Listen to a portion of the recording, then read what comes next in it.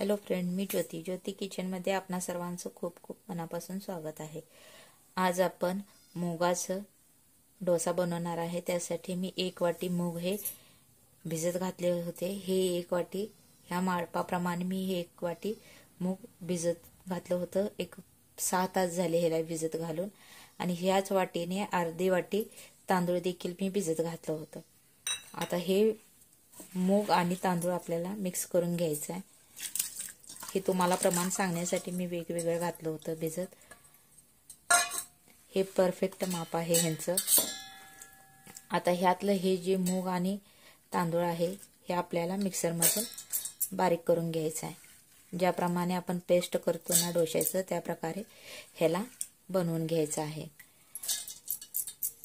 आणि त्यात मग थोडे थोडे आपल्याला मुठभर कोथिंबीर घालायची आहे, 2 मिरच्या, 1 इंच आलं, हे सर्व घालून आपण मिक्सर मधून बारीक करून घेणार आहे। आणि हेच पाणी वापरून आपल्याला ह्याचा पेस्ट बनवायचे। एवढं पातळ पण बनवायचं नाही, व्यवस्थित असा आपला डोसा बनला पाहिजे। या प्रकारे आपल्याला ह्याची पेस्ट बनवायची आहे। खूप पौष्टिक असा हा नाश्ता आहे। एका भांड्यात बसत असेल तर एका भांड्यातच बसवा, नसेल तर 2 स्टेपनं तुम्ही ह्याचं हे मिश्रण तयार करून घेऊ शकता।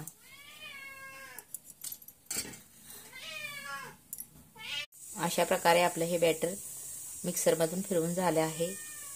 एवढ्या प्रमाणात आपल्याला ह्याला पातळ बनवायचं आहे। जास्त पण घट्ट बनवायचं नाही, जास्त पण पातळ बनवायचं नाही आहे। आपण आता ह्यात चवीपुरतं मीठ घालून घेऊ आणि हे मिश्रण एकजीव परत करून घेऊया। आणि आता आपण तवा गरम करायला ठेवून देऊ। तवा हा चांगल्या प्रकारे गरम करून घेतला आहे। आता त्यावर आपल्याला तेल सोडायचं आहे।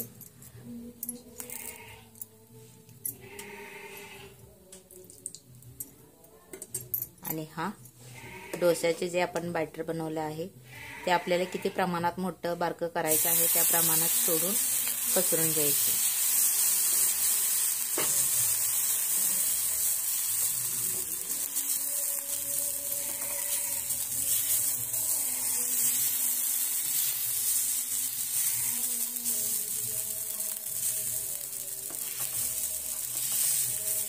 असं व्यवस्थित हलक्या हाताने याला असं पसरून घ्यायचं।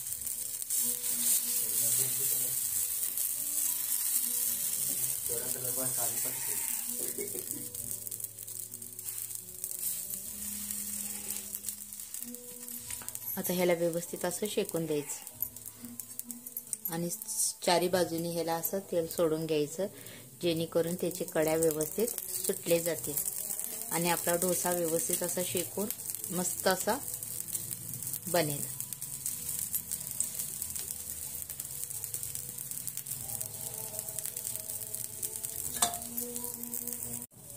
हे पहा, सर्व बाजूने त्याच्या कड्या व्यवस्थित अशा उचलल्या गेल्या आहेत। आता आपण ह्याला पलटी मारू आणि दुसऱ्या बाजूनेही व्यवस्थित असे शेकून घेऊ।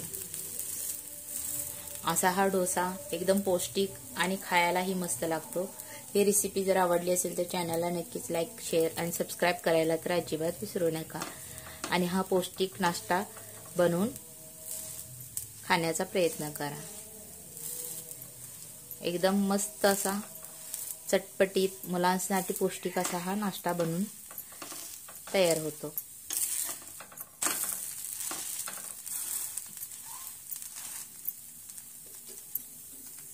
हे पहा, अशा प्रकारे हा डोसा आपला बनून तयार होतो। आणखी एक तुम्हाला बनवून दाखवते।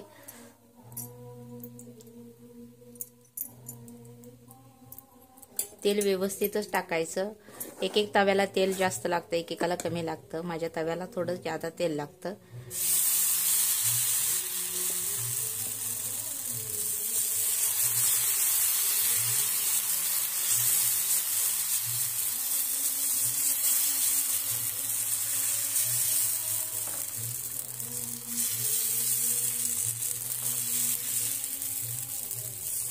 असं बरोबर मध्ये सोडायचा, जेणेकरून आपला डोसा व्यवस्थित शेकला जाईल।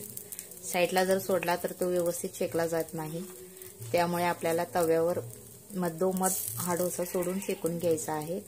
आणि गॅसची फ्लेम ही मीडियम ठेवायची आहे, जास्त हाय पण ठेवायची नाही आणि कमी पण ठेवायची नाही. मीडियम फ्लेमवर डोसा भाजून घ्यायचा. व्यवस्थित असा करपूस असा डोसा आपला भाजून तयार होतो. आणि आता आपण बाजूने थोडं तेल सोडून घेऊ.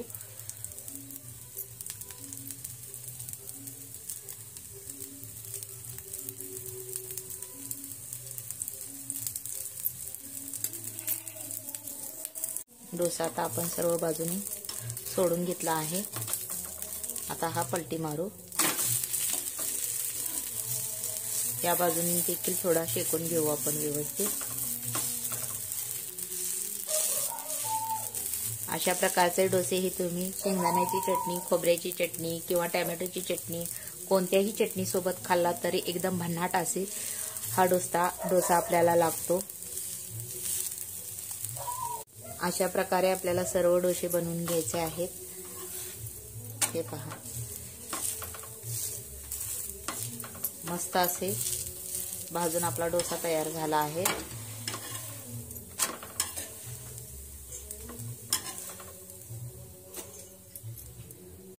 हे पहा, सर्व डोसे अशा प्रकारे बनवून तयार झाले आहेत.